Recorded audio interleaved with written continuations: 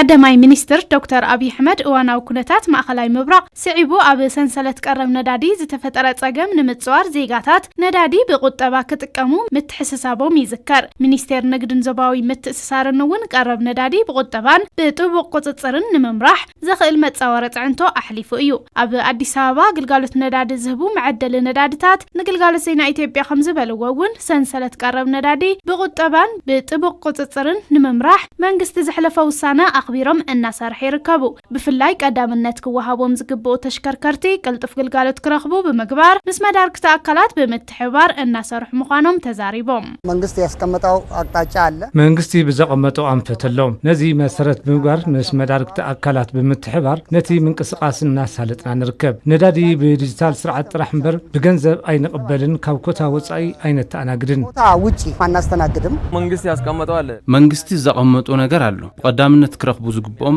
ሰደድ ዝገብሩ ቦቴታት ዝተፈላልዩ ፈልስታትን ዕምባባታትን ጻዓና ተሽከርከርት ኣለዋ ግልጋሎት መጓዓዝያ ህዝብ ዝህባ ተሽከርከርት እውን ኣለዋ ነዚኦም በቀዳምነት ኢና ንህቦም ለነዚህ ቅድሚያ ነው የምንሰጣቸው ቅድሚያ የሚሰጣቸውን ቅድማ እየሰጠን በቀዳምነት ንዝወሃቦም እናሃብና መንግስቲ ብዘቀመጠው አንፈት መሰረት ዝተአናገዱ እና ተአናገድና ንርከብ ተናገዱትን እያስተናገድን እንገኛለን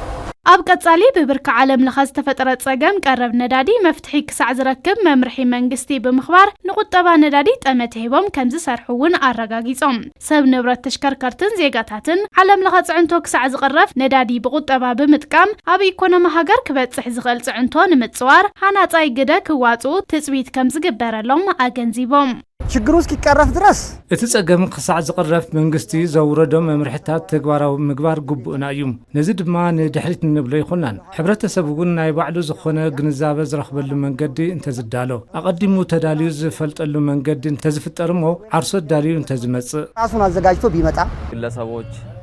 አንድ መኪና አውጥቶ ውልቀ ሰባት ሓደ መኪና አውጽኦም ንጉዳዮም ኣብ ከተማ ዝዘዋወሩ ንባዕሎም ጥራሕዮም ዝጠቕሙ ዘለው ዞም ሰባት እዚኣቶም መኪኖም ጠጠው ኣቢሎም ብእግሪ መንገዲ እንተተጓዓዙ መጓዓዝያ ህዝብን ተዝጥቀሙሉ ዝተወሰነ ነዳዲ ንሳቶም ዝጥቀምዎም ንሕብረተሰብ ንመጓዓዝያ ህዝቢ ይጠቅም እዩ ኢልና ንሓስብ ይጠቅማል ብለን ነው የምናስበው ችግሮችን ተገንዝበን ጸገማት ተገንዝብና መንግስቲ ሓደሽቲ መምርሕታት በብዋኑ እና ገለጸ ናይ ተጸገም መፍትሕና ረአዩ ኣሰራርሓታት ናቀነሱ ክኸዱ ኣለዎም ኢለ ይኣምን አለባቸው ቢያምና